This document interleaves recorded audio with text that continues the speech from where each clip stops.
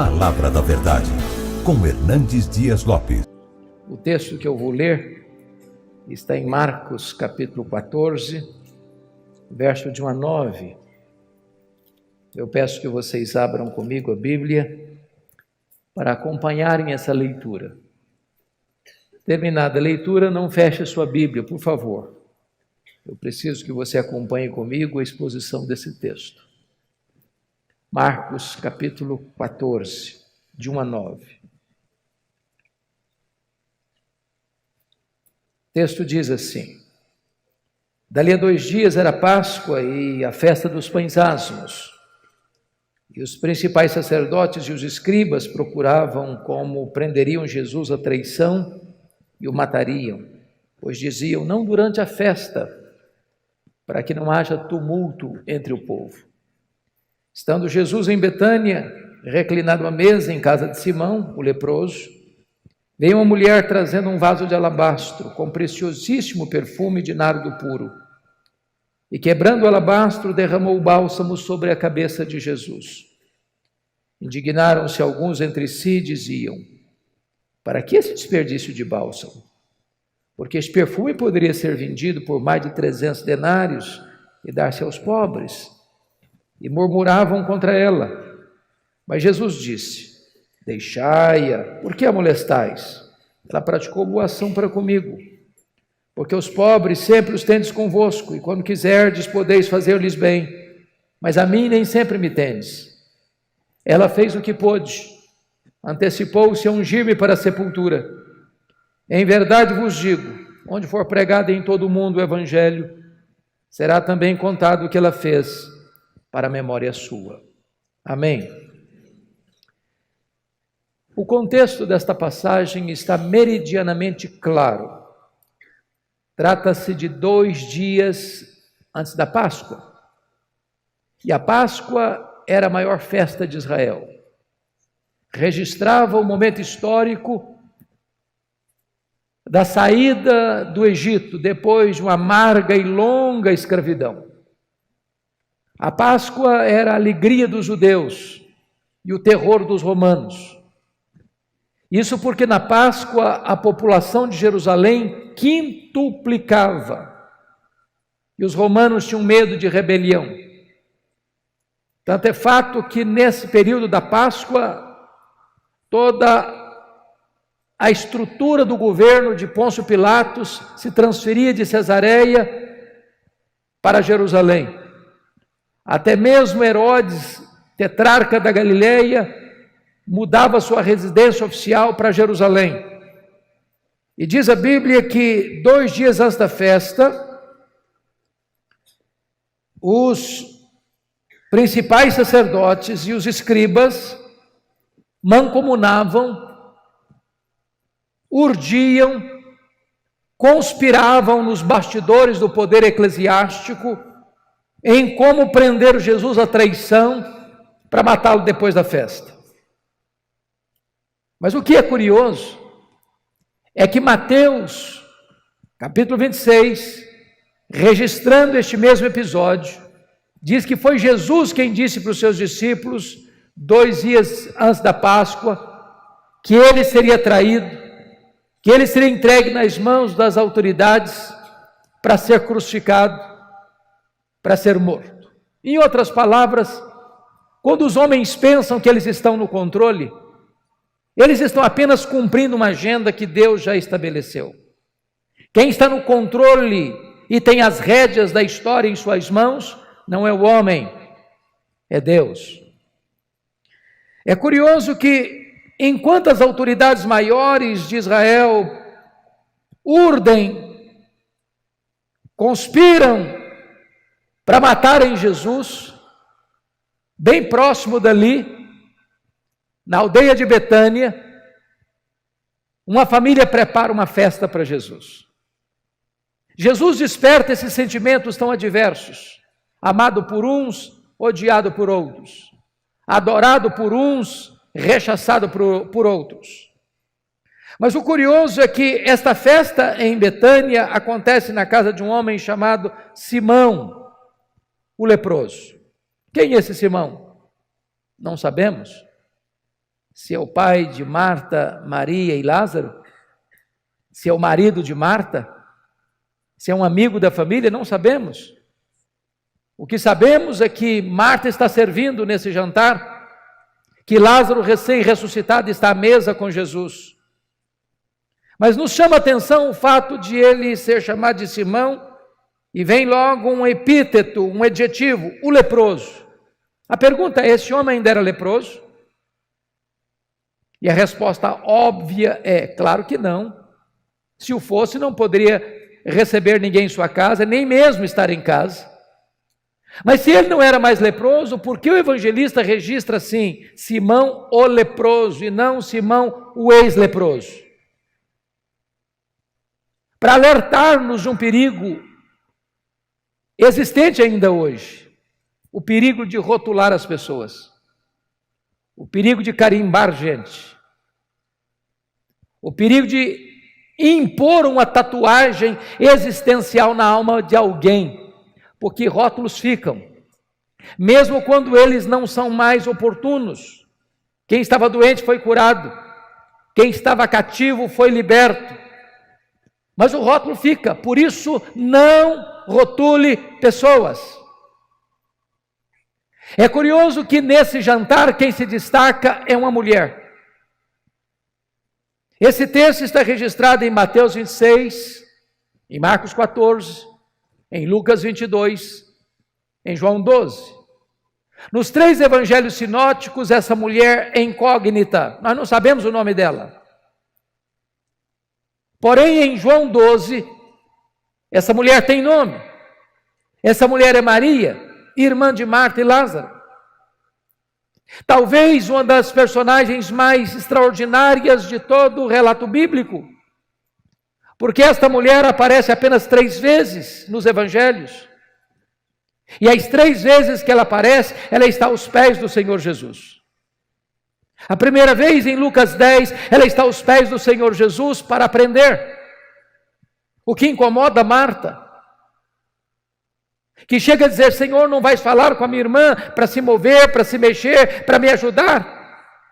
E Jesus responde: Marta, Marta, estás ansiosa e preocupada com tantas coisas, uma coisa só é necessária. Maria escolheu a boa parte e esta não lhe será tirada. O melhor lugar para você estar é aos pés do Senhor Jesus para aprender dele. Ele não é um alfaiate do efêmero, ele é um escultor do eterno. Ele não veio para ensinar banalidades, ele veio para nos ensinar a própria verdade eterna da salvação. A segunda vez que essa mulher aparece na Bíblia é em João capítulo 11. E ela mais uma vez está aos pés de Jesus, agora para chorar, para derramar diante do Senhor a sua dor, para encontrar nele refrigério e consolo para a angústia da sua alma. Não há melhor lugar para você estar, para buscar refrigério do céu e consolo de Deus, a não ser aos pés do Senhor Jesus. Mas a última vez que Maria aparece na Bíblia é nesse texto. E ela está novamente aos pés de Jesus. Agora não mais para aprender ou chorar, mas agora para agradecer. E a pergunta é: agradecer o quê? Muito provavelmente, o maior milagre público de Jesus, a ressurreição de Lázaro, seu irmão. E diz o texto que Jesus já estava à mesa, reclinado à mesa, quando Maria vem por trás, trazendo um vaso de alabastro. Alabastro é uma pedra ornamental, contendo um perfume preciosíssimo. E diz Mateus que esse vaso está cheio. E diz João 12 que esse vaso tem 1 libra de perfume. Você sabe que 1 libra é uma medida. 1 litro tem 2,2 libras. Logo, nós estamos falando de um vaso ornamental que tem aproximadamente meio litro, meio quilo de perfume. E diz o texto que Maria vem e quebra esse vaso e derrama todo esse perfume sobre a cabeça de Jesus, e toda a casa se enche com o perfume. Esse perfume escorre pelo corpo de Jesus. Ela solta os seus cabelos e enxuga os pés de Jesus com os seus cabelos. Isso provoca uma reação dos discípulos, dizendo: mas para que esse desperdício?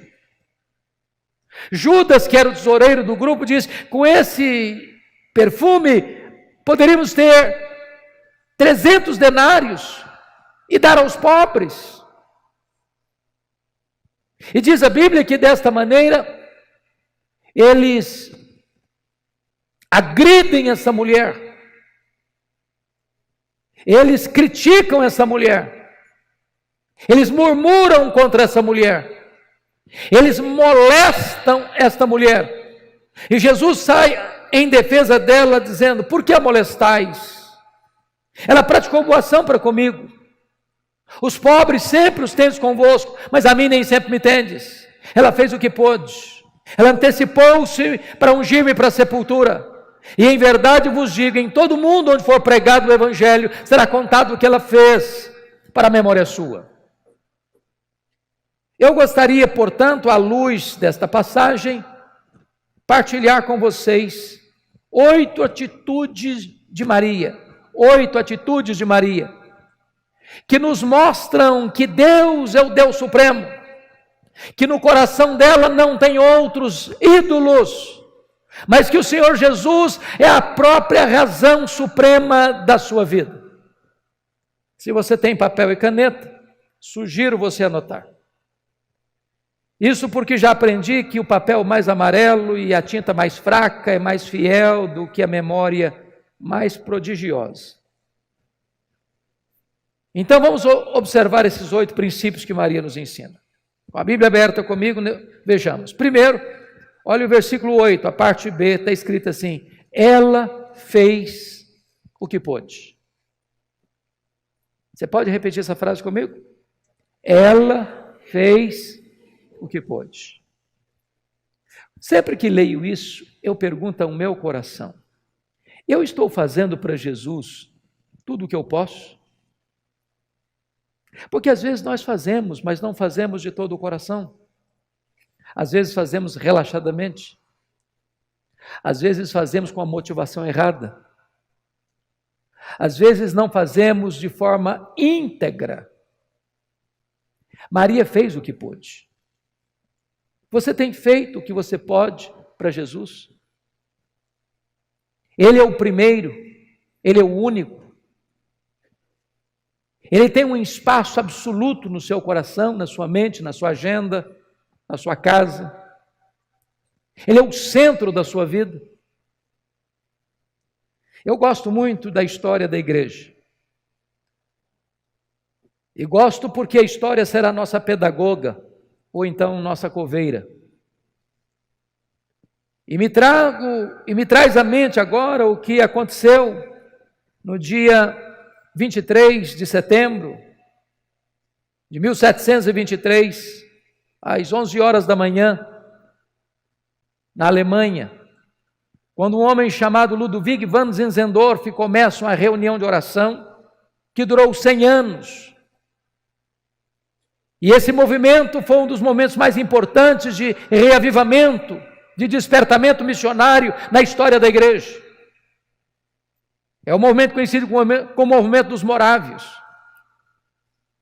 E na Alemanha, os morávios, mesmo sendo pobres na época, cada 19 moravianos sustentavam um missionário fora da Alemanha. Alguns deles, não tendo dinheiro para enviar para a obra missionária, vendiam-se como escravos para comprar passagem de ida, para investir o resto dos seus dias para levar a esperança do Evangelho aos povos mais distantes do mundo. Quando eu olho um exemplo desse, eu pergunto ao meu coração: eu estou fazendo o que eu posso? Pois Maria fez o que pôde. Segunda coisa que eu aprendo com Maria é que ela fez o seu melhor. Confira comigo o versículo 3. Ela está trazendo um perfume que os evangelhos chamam de preciosíssimo. Esse perfume foi feito de uma essência chamada nardo.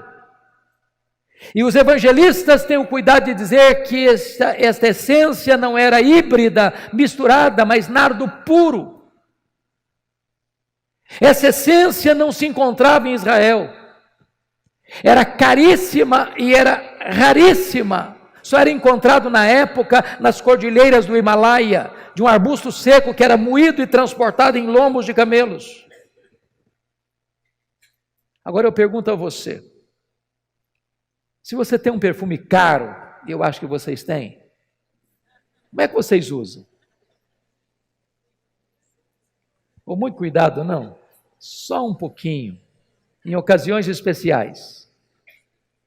Agora notem Maria, ela vem trazendo esse perfume, que tem aproximadamente meio litro, meio quilo, que foi avaliado em mais de 300 denários.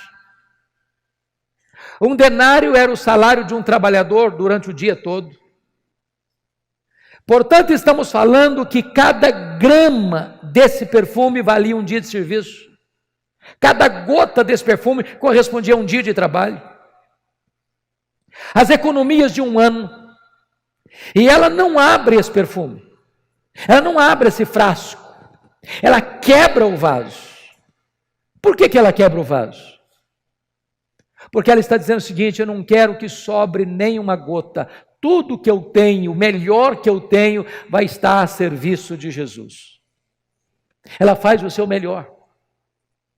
A pergunta é: você tem feito o seu melhor para Jesus? Você tem colocado a serviço dele o melhor que você tem? Maria fez o seu melhor. Mas em terceiro lugar, à luz do versículo 3, Maria fez sacrificialmente. Talvez você pergunte, mas como uma moça pobre, de uma família pobre, vivendo numa aldeia pobre, de um território dominado por um império estrangeiro, e investe um ano de trabalho num frasco, num vaso de perfume? Esse perfume não se encontrava em nenhuma perfumaria da época. Ele era comprado gota a gota, grama a grama, ia sendo acondicionado nesse vaso de alabastro para o dia mais importante da vida dessa mulher, o dia das suas núpcias. E ela pega aquilo que era tão importante para ela, que tinha tanto significado para ela, e coloca tudo isso a serviço de Jesus, porque ela não apenas faz o seu melhor, ela faz de forma sacrificial. Eu pergunto a você nesta noite, o que é que você tem feito para Jesus que poderia receber o selo de sacrificial? Tem horas que imagino que as pessoas que não conhecem a Deus como você e eu conhecemos, têm até mais zelo em servir aos seus deuses do que nós em servir ao Deus Supremo. Eu explico. Há 3 anos eu estava pregando na cidade de Porto, em Portugal, e fui visitar uma pequena cidade chamada Águeda, perto de Coimbra. E na medida que viajávamos, eu vi caravanas e caravanas a pé, andando pelo asfalto. E eu perguntei, o que essas pessoas estão fazendo? Me responderam, elas estão indo a Fátima, pagar promessas. E eu perguntei, mas a que distância elas estão caminhando a pé? Me responderam, a mais de 400 quilômetros. E na hora me veio ao coração, quantos de nós, tendo a igreja na cidade onde moramos, às vezes no bairro onde moramos, às vezes na rua onde moramos, tendo carro, tendo ônibus, tendo táxi, tendo Uber, tendo todo o transporte suficiente para nos locomovermos, nos recolhemos de forma covarde, negligente, porque está frio, ou porque está calor demais, ou porque está chovendo, ou porque tem uma outra agenda mais importante. Pois Maria está nos ensinando que nós devemos servir ao Deus que é acima de todos os outros deuses, oferecendo a Ele o que podemos, o nosso melhor, e de forma sacrificial. Quarto lugar, Maria fez, apesar das críticas. Confira comigo os versos 4 a 6, que Maria enfrenta 3 críticas. E eu sou pastor há 36 anos e nunca vi alguém fazendo algo relevante para o reino de Deus sem enfrentar críticas. Quem tem medo de críticas não serve a Deus. Quem tem medo de críticas está mais interessado no aplauso dos homens do que na aprovação dos céus. Notem comigo que a primeira coisa que ela enfrenta está no versículo 4, indignaram-se alguns entre si e diziam, para que esse desperdício de bálsamo? Indignação é raiva. Mas quem está indignado com Maria? Quem são esses alguns aqui? São os discípulos. São os líderes da igreja. São aqueles que deviam estar alegres com ela ou imitando o exemplo dela, estão indignados contra ela. Mas notem, eles não estão indignados com o que ela está fazendo. Eles estão indignados para quem ela está fazendo. Se fosse para os pobres, tudo bem, mas para Jesus, não, aí é um exagero, aí é um desperdício. E se indignaram contra ela. Mas notem em segundo lugar, no versículo 5, que está escrito, porque este perfume poderia ser vendido por mais de 300 denários e dar-se aos pobres. E murmuravam contra ela. João diz que quem faz essa avaliação financeira do perfume é Judas Iscariotes, o tesoureiro do grupo. Talvez o comentário entre eles fosse assim, bom, com essa grana toda, dava para dar muita bolsa à família. Dá para comprar muita cesta básica. Só que Judas era ladrão, era um falso filantropo. Ele ficou tão irritado com a atitude de Maria que ele sai dessa casa aqui, para entregar Jesus e vender Jesus ao sumo sacerdote. E diz o texto que murmuraram contra ela. Eu sei que hoje vocês são mulheres muito espirituais e que esse negócio de murmuração já não existe mais entre vocês. Mas eles não murmuraram só não, murmuraram contra ela. Terceiro lugar, terceira crítica, olha o versículo 6. Mas Jesus disse, deixai-a, por que a molestais? Ela praticou boa ação para comigo. Primeiro, indignação. Segundo, murmuração. Terceiro, molestação. Ô, gente, molestar hoje é crime, da cadeia. Maria está sendo molestada. Não fora Jesus sair em sua defesa, e ela teria sido engolido viva por aqueles que eram os líderes da igreja.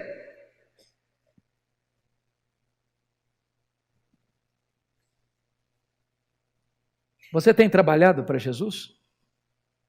As pessoas têm criticado você? Porque tem crente hipersensível, sabe? Crente cristal. Qualquer coisinha se melindra. Bom, eu estava querendo fazer isso e aquilo na igreja, mas também estão me criticando, não faço mais nada. Preste bem atenção nisso. Maria fez, apesar das críticas. As pessoas estão criticando você? Continue fazendo a obra de Deus. As pessoas estão indignadas contra você? Continue fazendo a obra de Deus. As pessoas estão murmurando contra você? Continue fazendo a obra de Deus. As pessoas estão molestando você? Continue fazendo a obra de Deus. Faça o que você pode, faça o seu melhor, faça sacrificialmente, mas faça também, apesar das críticas. Quinto lugar, quinta lição que Maria nos ensina. Ela fez só para agradar a Jesus. Está em João 12 um fato que os evangelhos sinóticos não registram. É que Maria enxuga os pés de Jesus com os seus cabelos. O que significava isso? O que significa isso para nós hoje? Nada. Nada. Apenas um gesto de humildade. Lá, naquele tempo, uma mulher não podia soltar os cabelos publicamente. Isso era a mesma coisa que deixar margem para suspeita da sua reputação. Isso era colocar em xeque a sua própria honra. Mas Maria tem um coração tão grato, e ela tem tanto que agradecer a Jesus, que ela não consegue ficar muito limitada a determinadas cercas culturais. Ela quebra alguns paradigmas, ela rompe algumas cercas, por uma razão única e simples. Ela não está tão preocupada com o que as pessoas vão pensar dela, com o que as pessoas vão falar dela. Ela só tem um vetor que governa a vida dela, é agradar ao Senhor Jesus. Muitas vezes, minhas irmãs, nós somos muito sensíveis ao que as pessoas pensam, o que as pessoas acham, o que as pessoas falam. Nós ficamos mais preocupados em que as pessoas se agradem de nós do que em nós agradarmos a Jesus. Até na hora do culto. Você quer voluntária ou espontaneamente demonstrar seu gesto de adoração ou louvor, talvez levantando a mão, mas falar, bom, se eu levantar a mão aqui, outra pessoa vai ficar do meu lado, vai me olhar, vai achar que eu sou exagerado, vai achar que eu sou um piegas, vai achar que eu sou um descontrolado emocionalmente. Se você chora, as pessoas acham que você é um piegas, se você não chora, você é durão demais, e você fica mais preocupado com o que as pessoas pensam do que em agradar a Jesus. Eu não estou dizendo que você e eu temos direito ou liberdade de desagradar as pessoas. O que eu estou lhe dizendo é que o vetor que deve governar a nossa vida é agradar unicamente ao Senhor Jesus. Que os homens se desagradem de nós, desde que nós agrademos a Jesus. Sexto princípio. Maria fez o que pôde. Maria fez seu melhor. Maria fez sacrificialmente. Maria fez, apesar das críticas, Maria fez só para agradar a Jesus. Mas em sexto lugar, Maria fez a pessoa certa. Confira comigo, versículos 6 e 7. Mas Jesus disse, deixai-a, por que a molestais? Ela praticou boa ação para comigo. Porque os pobres sempre os tendes convosco, e quando quiserdes podeis fazer-lhes bem, mas a mim nem sempre me tendes. Eu pergunto a vocês, será que Jesus está dizendo aqui que os pobres não são importantes? Que a causa dos pobres não é urgente? Que nós podemos deixar a assistência aos necessitados para depois? É isso que Jesus está ensinando? E a resposta é um sonoro não. Porém, é necessário entender que Jesus precisa vir primeiro. É necessário entender que Jesus tem a primazia. É necessário entender que ninguém é salvo porque ajuda os pobres. Ninguém vai para o céu porque dá cesta básica. Ninguém vai para o céu porque dá esmola. Ninguém vai para o céu porque enche a panela do faminto. Ajudar os necessitados não é a causa da salvação. Ajudar os necessitados é consequência da salvação. É resultado da salvação. Você não ajuda os pobres para ser salvo. Você ajuda os pobres porque você foi alcançado pela salvação gratuita mediante a fé em Cristo Jesus. Se nós não entendermos isso, meus irmãos, nós vamos anular a graça e substituir a cruz pelas boas obras. Uma igreja salva é uma igreja generosa. Alguém que alcançou o perdão livre pela graça é alguém que tem o coração aberto, as mãos abertas, o bolso aberto e pronto para ajudar os necessitados. Mas é muito importante entender, Jesus vem primeiro. Ela fez a pessoa certa. Sétimo lugar, Maria fez no tempo certo. Confira comigo o versículo 8, a parte B. Ela antecipou-se a ungir-me para a sepultura. É necessário entender bem esse ponto aqui.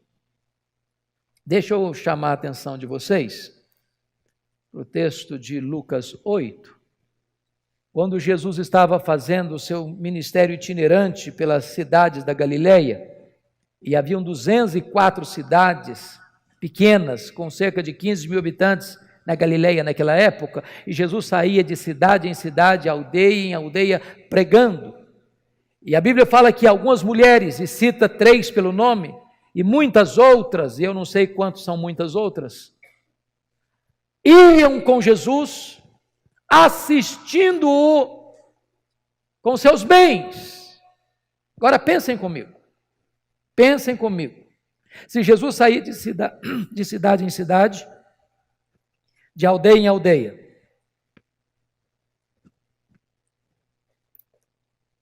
tinham 204 cidades. Se era Jesus e os 12 apóstolos, são 13 pessoas. Se estão 3 mulheres citadas pelo nome, 13 com 3, 16. Mas muitas outras, eu não sei quantas são muitas outras. Talvez 30, 40, não sei. Mas vamos imaginar um grupo de 40 pessoas. Naquela época não tinha hotel. Naquela época não tinha restaurante, como temos hoje. A logística disso, para dormir, para comer, para vestir. Essas mulheres iam bancando o ministério de Jesus. As mulheres sempre foram mais ativas e mais generosas. E elas estão lá servindo a Jesus e assistindo a Jesus com seus bens. E é nessas viagens que Jesus deixa claro que ele precisa ir para Jerusalém para ser crucificado, para ressuscitar ao terceiro dia.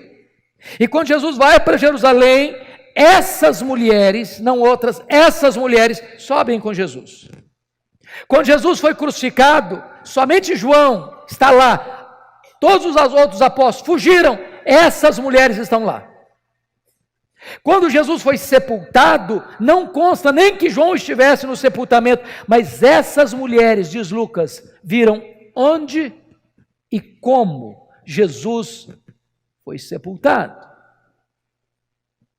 Quando chegou o sábado, final do sábado, que era 6 horas da tarde do sábado, elas correram no mercado para comprar especiarias, para vir embalsamar o corpo de Jesus. Mas por quê? Raciocine comigo. Que horas Jesus morreu na sexta-feira? 3 horas da tarde. Que horas ele foi sepultado? Necessariamente antes de começar o sábado, que era sexta-feira, 6 da tarde. Portanto, entre a morte de Cristo e o sepultamento de Cristo, você tem 3 horas. Morreu? Ok, morreu. Bom, não pode tirar o corpo sem permissão. Alguém tem que ir a Pilatos, mas quem vai a Pilatos? Não pode ser alguém comum, tem que ser alguém com certa entrada. Então, José de Arimateia se escolhe e se oferece para ir. Ele vai, chega e fala para Pilatos: olha, queremos tirar o corpo da cruz. Mas é muito cedo, não deu para morrer ainda. Vai lá, chama o comandante, traz o comandante aqui. Se ele falar que morreu, bom, então vai alguém lá, chama o comandante vem a Pilatos, morreu sim. Aí emite-se uma permissão para tirar o corpo, tira o corpo, lava o corpo, tem que ir no mercado, comprar linho, comprar perfume, tem que limpar o corpo, tem que passar perfume no corpo, tem que enrolar o corpo em lençol, tem que sair daqui, tem que ir lá no túmulo novo, tem que enrolar pedra, tem que depositar o corpo, tem que enrolar pedra de novo. Qual a conclusão vocês estão chegando comigo? Muito pouco tempo. As mulheres viram onde e como. As mulheres não gostam de nada mal feito. Elas devem ter pensado: está mal feito esse serviço, vamos fazer direito. Acabou o sábado, correram para o mercado, vamos fazer direito. Quando chegam no domingo de madrugada, uma surpresa, a pedra está rolada, o túmulo está aberto, entram no túmulo e está vazio, saem do túmulo um anjo, perguntam para ela: mas o que você está fazendo aqui? Procurando entre os mortos aquele que está vivo. Ele não está mais aqui não. Ele ressuscitou. Sabe o que eu estou falando para essas mulheres? Vocês fizeram tanta coisa por ele, mas uma coisa vocês não fizeram. Vocês não anteciparam a unção dele para a sepultura. Agora ele não precisa mais não. Agora é tarde. Sabe qual a lição que eu aprendo aqui? Há determinadas coisas na vida que ou você faz hoje ou você nunca mais vai fazer amanhã. Você tem que falar para o seu marido: eu te amo, fale hoje. Você tem que pegar seus filhos no colo e dizer que eles são importantes, faça isso hoje.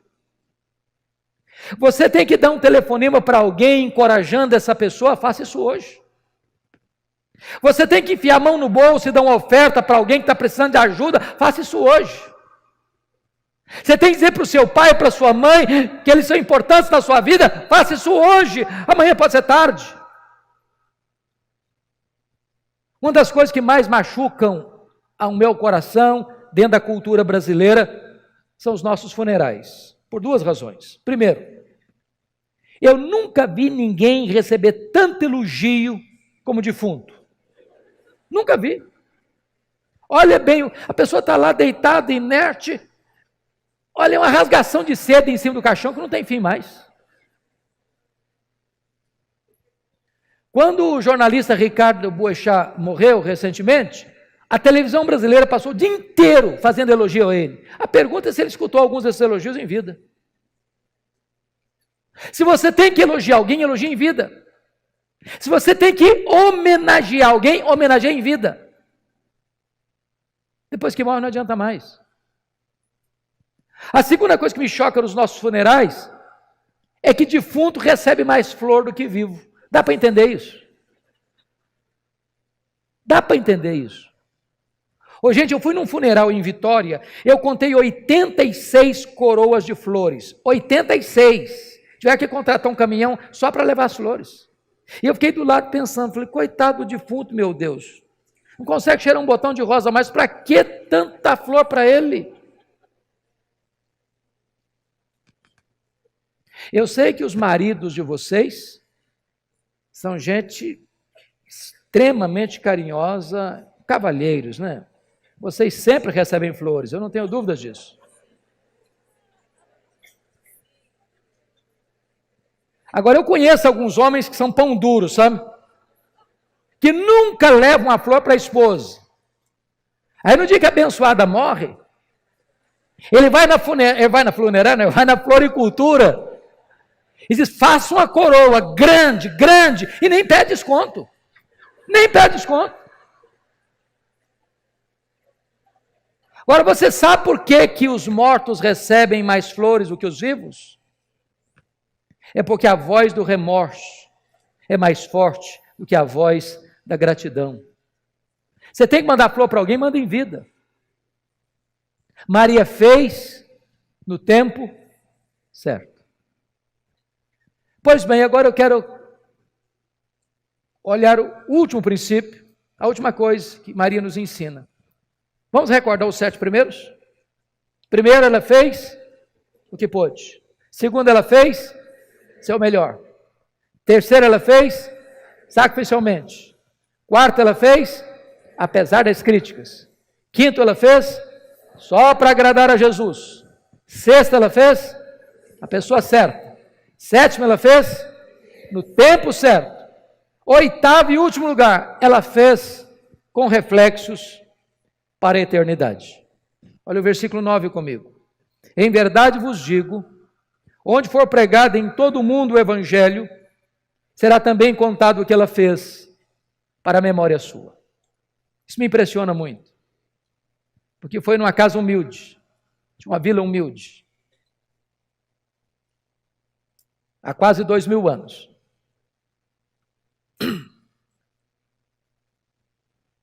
Que esta mulher praticou esse ato. E o que ela fez tem sido contado desde dos eirados da história, trombeteado nos ouvidos do mundo. E a profecia de Jesus, feita naquela humilde casa, naquela noite talvez, está se cumprindo mais uma vez hoje, 29 de março de 2019, neste hotel, em Águas de Lindóia, São Paulo, Brasil. A grande pergunta é o que é que você e eu estamos fazendo que vai influenciar as futuras gerações. Vivemos numa sociedade egoísta, narcisista, que faz do seu prazer e do seu luxo e do seu conforto seus ídolos. Vivemos para nós mesmos, desfrutando todas as delícias e taças dos prazeres para o nosso próprio deleite. Vivemos apenas para nós. Maria está nos ensinando que é necessário fazer algo tão importante hoje, que isso vai reverberar nas futuras gerações. Eu pergunto a você, eu não sei se você pensa sobre isso, de vez em quando passa isso pela minha cabeça, pensando assim, meu Deus, se Jesus não voltar antes e eu morrer, depois de 50 anos, alguém for lá e limpar a poeira da lápide do meu túmulo, será que a minha história vai mexer com alguém? Será que ainda vai impactar alguém? Será que a forma de eu viver hoje, trabalhar hoje, vai influenciar as futuras gerações? Eu pergunto a você, que frase resumiria a sua vida, que estará gravada na lápide do seu túmulo? Quem é você? O que você está construindo para o futuro? Que marcas você vai deixar nas futuras gerações? Que legado você vai deixar? Um carro? Uma casa? Um apartamento? Um sítio? Dinheiro no banco? Isso é legado? Eu gostaria de concluir minha fala trazendo à memória esclarecida de vocês 2 exemplos. Um tirado da Bíblia, outro da história da igreja. O tirado da Bíblia é a história de um grande rei de Judá, o rei Ezequias. Diz a Bíblia que ele começou a reinar com 25 anos, que ele reinou 29 anos, que ele morreu, portanto, com 54 anos. A Bíblia diz que este homem foi um homem piedoso. Nunca ninguém foi semelhante a ele, nem antes nem depois. Que esse homem fez reformas espirituais importantes, porque seu pai era um idólatra. E ele promoveu não só a reforma, mas experimentou um grande reavivamento. Quando este homem estava com 39 anos de idade, no auge do seu governo, no auge da sua capacidade, no auge do seu vigor, ele enfrenta 2 graves problemas. Primeiro, o maior e mais poderoso império da época, o Império Assírio, cercou Jerusalém. E mandou um recado abusado para ele: renda-se, porque ninguém pode me resistir, nenhum Deus pode livrar você das minhas mãos. Se não bastasse esse cerco, esse entrincheiramento de um grande império, diz a Bíblia que ele fica doente, uma úlcera incurável. E Deus manda o profeta Isaías na casa dele com uma mensagem expressa: põe em ordem a tua casa, porque morrerás e não viverás.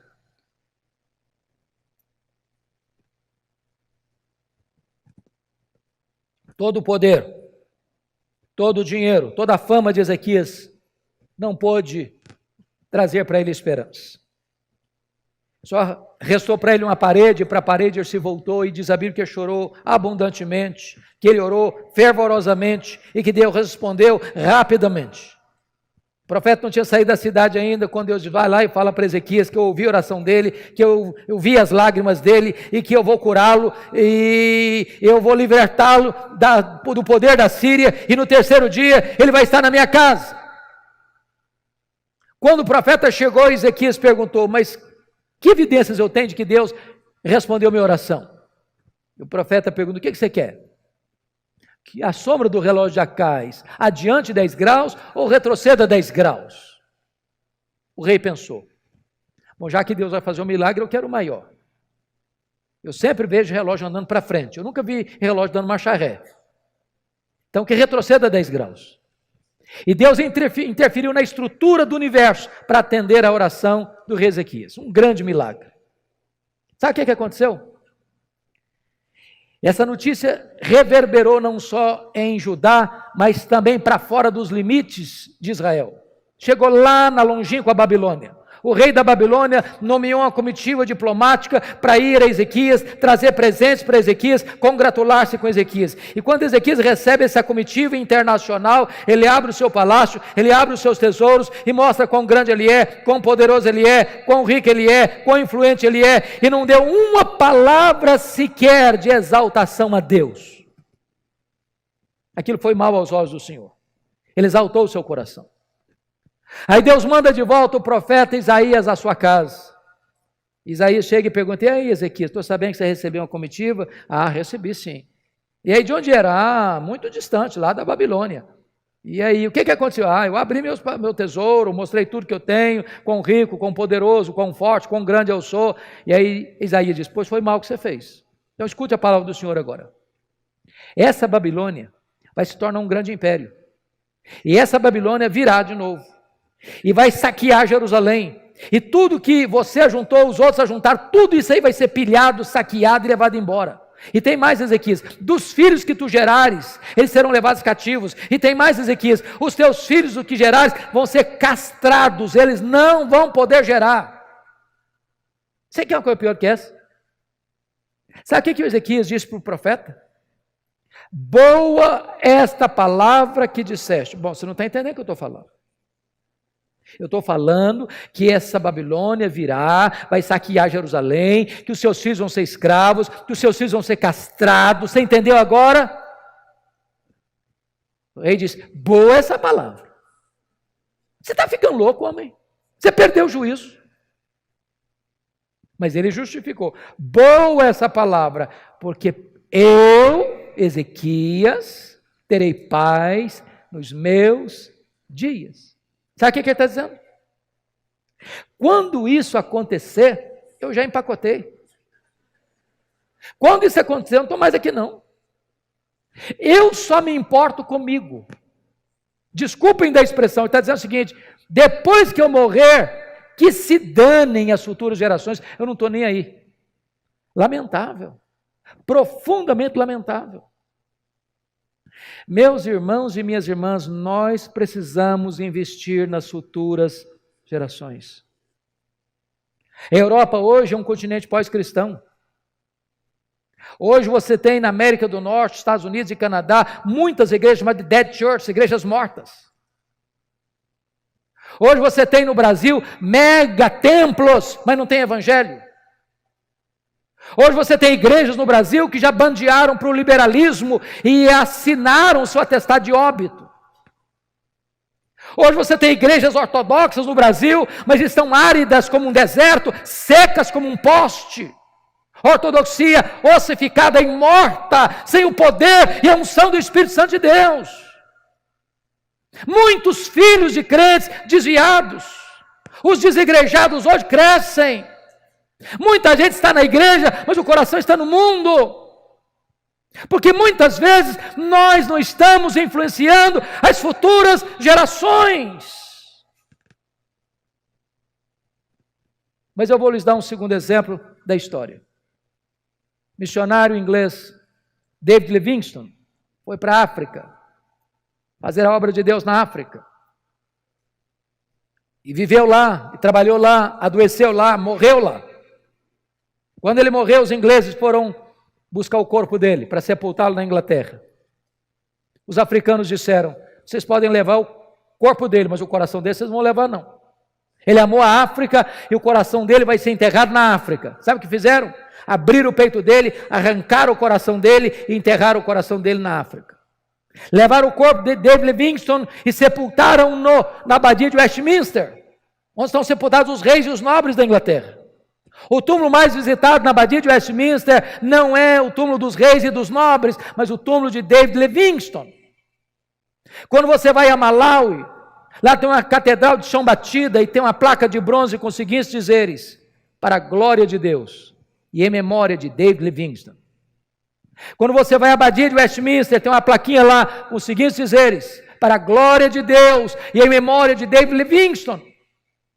A grande pergunta que eu faço agora é esta: depois que nós partirmos, qual vai ser o impacto da nossa vida nas futuras gerações?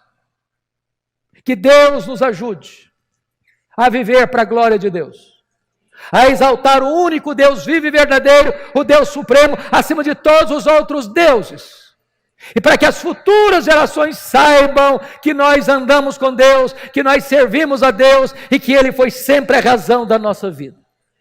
Que Deus nos ajude a imitar esta mulher que viveu aos pés de Jesus para aprender, para chorar e para agradecer, fazendo o que pôde, fazendo o seu melhor, fazendo sacrificialmente, fazendo apesar das críticas, fazendo só para agradar a Jesus, fazendo a pessoa certa, fazendo no tempo certo, fazendo com reflexos para a eternidade.